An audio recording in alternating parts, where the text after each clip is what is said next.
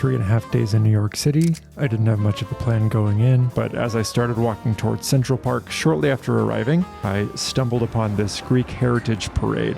And it reminded me that New York is the kind of place that if you just pick a neighborhood and go for a walk, you'll definitely find something interesting, and that can almost always lead to interesting travel photography.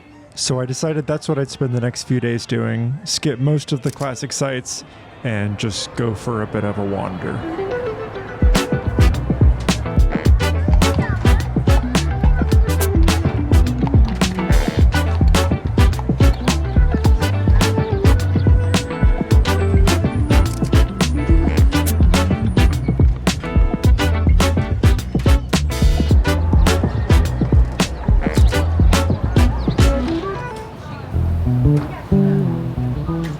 I actually lived in New York City about 10 years ago. I got a master's degree in epidemiology, and after that got to do a fellowship with the CDC for a couple years, and I was stationed in New York City at the health department. I was working on helping control the spread of tuberculosis, randomly enough. Feels like a lifetime ago now, and I haven't been back to New York since I left in 2016.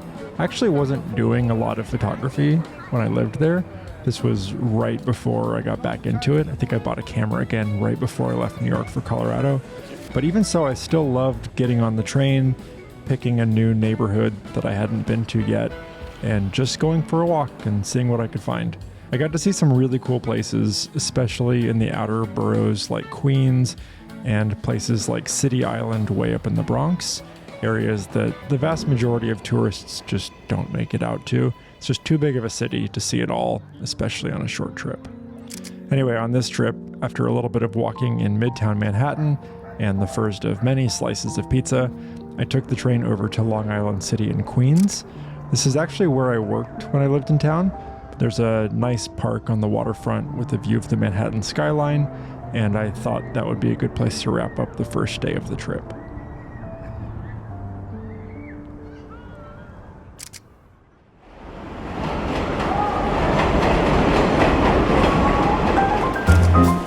For my second day of the trip, I decided to focus on exploring deeper into the borough of Queens. If you're not familiar with New York City, Queens is just to the east of Manhattan and just above Brooklyn. I don't think a lot of visitors make it out this way, but it's such a unique place that it's almost worth a trip in and of itself. Queens is the most ethnically and linguistically diverse place in the country and possibly even the world. Almost half of Queens residents were born outside of the US, and the borough is home to hundreds of languages. If you take the 7 train out from Manhattan, nicknamed the International Express, it almost feels like every stop is a different country. You can get Chinese and Mexican and Indian food, of course, but you'll also find restaurants serving food from places like Paraguay, Cyprus, and Uzbekistan, and you'll probably hear more languages there than you have anywhere else in the world. I took the 7 out to its last stop in Flushing, New York's largest Chinatown, and then started walking the 8 or so miles back towards Manhattan to see what I could find along the way.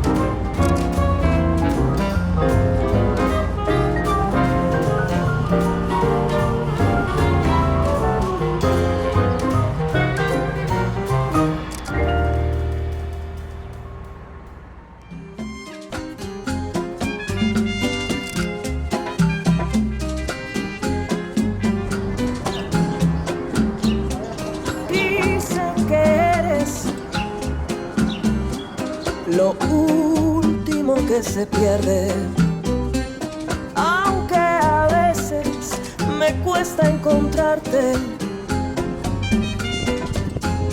Eres la sensación de fe que las cosas van a salir bien y la motivación que alienta mi alma y me da razón.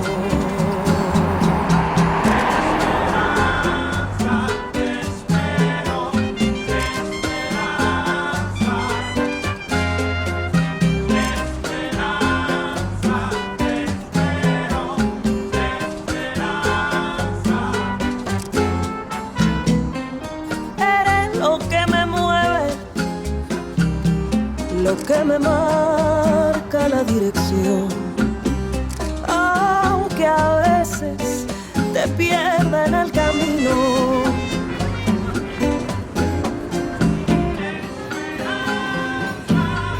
Te esperé y volviste, siempre nos reencontramos, me iluminas el destino.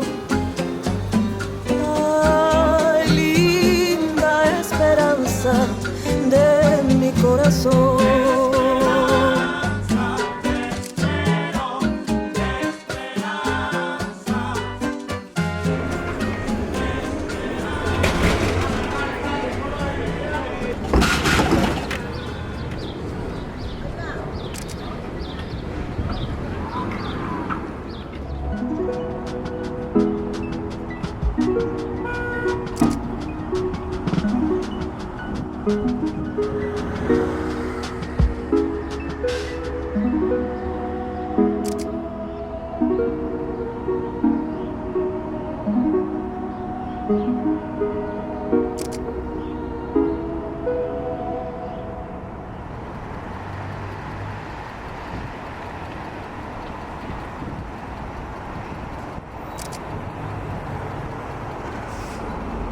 From there, I headed down to Brooklyn to meet up with my cousin and her family for dinner. So that was it for my Queens exploring on this trip. Really cool area to explore, and I got a few photos that I'm really happy with. I started off my third day by taking the F train all the way down to Coney Island in Brooklyn. Obviously, Coney Island is a classic photo spot. I've seen a lot of photos from here, but mostly in the summer. Turns out that if you visit in early spring, in the middle of the week, in the morning, it's pretty empty. Still pretty cool though, and a nice change from walking around the busier parts of the city.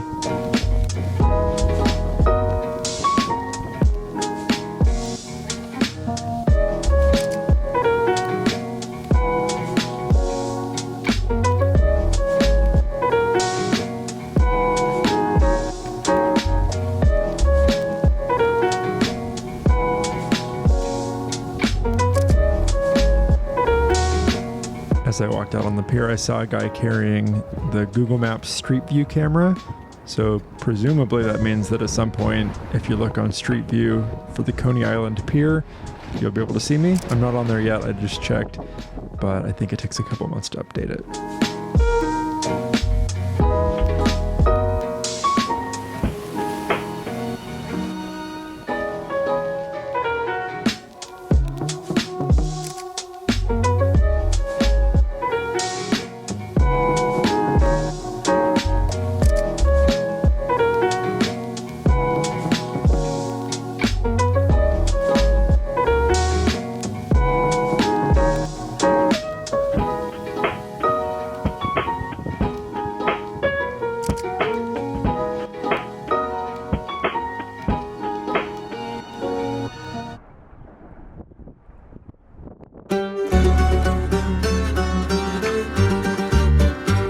Just like that, it feels like we've walked into another country again, this time in Brooklyn instead of Queens. But if you keep walking down the beach past Coney Island, you enter into what feels kind of like Eastern Europe. Welcome to Brighton Beach.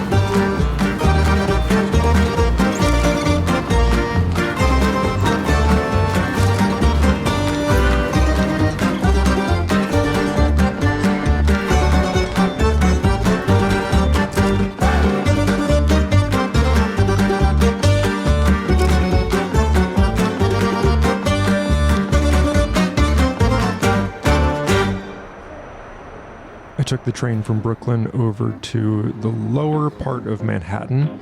I didn't really have any plans at that point, but I had a few hours to kill before I had something in mind that I wanted to do during golden hour. So I kind of just wandered around and gradually made my way south towards the southern tip of Manhattan.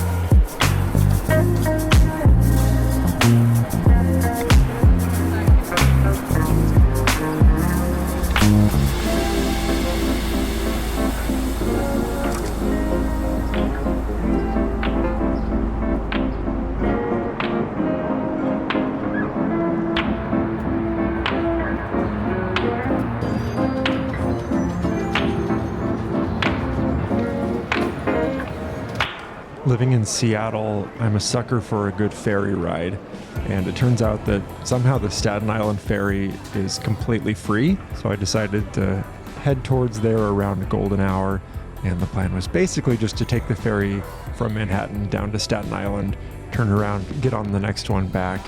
So for me, the ferry was the destination in and of itself. I haven't really explored much of Staten Island other than getting some Sri Lankan food there once when I lived there, but I'll have to go back on my next trip and do some exploring down there as well.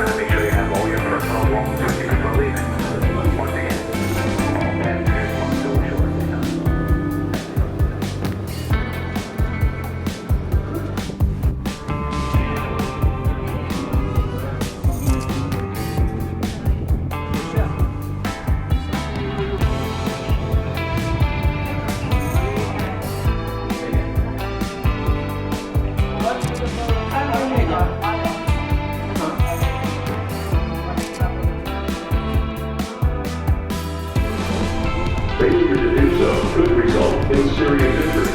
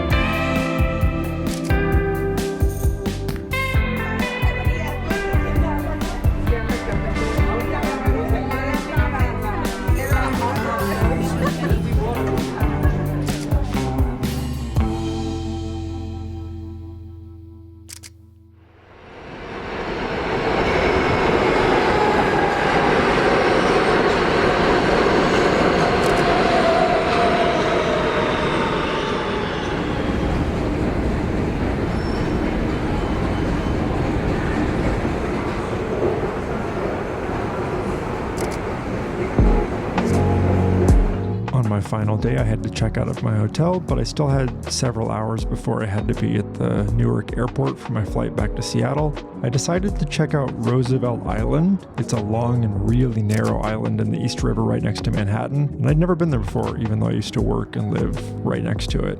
It's an interesting place with an interesting history. There's a smallpox hospital that used to be there. I think now there's some university buildings. People live there. And during a certain time of the year, you can get some pretty impressive cherry blossoms. I was a little bit early for the peak season for that, but it was still a cool place to walk around. New York City is a place where I think it's almost impossible to get bored if you're at all a curious person and don't mind walking around a little bit. For photographers, it's a magical place. I know I'll be back again soon, maybe in the fall, one of these years.